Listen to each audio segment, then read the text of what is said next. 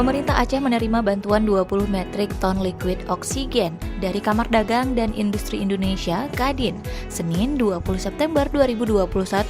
Bantuan itu diberikan sebagai bentuk kontribusi Kadin Indonesia dalam rangka penanganan COVID-19 di tanah air. Kadin Indonesia menyalurkan oksigen ke sejumlah rumah sakit di Indonesia, salah satunya RSUD ZA Banda Aceh yang menerima sebanyak 20 metrik ton oksigen dari induk organisasi pengusaha di Nusantara tersebut. Pelaksanaan serah terima bantuan secara simbolik oleh Ketua Kadin Aceh Muhammad Iqbal kepada Direktur Rumah Sakit Umum Daerah Zainul Abidin Dr. Isra Firmansyah itu berlangsung di halaman Pinere RSUD ZA. Disaksikan langsung oleh Gubernur Aceh Nova Iriansyah, Kepala Badan Penanggulangan Bencana Aceh, jajaran Direksi RSUD ZA dan sejumlah pengurus Kadin Aceh.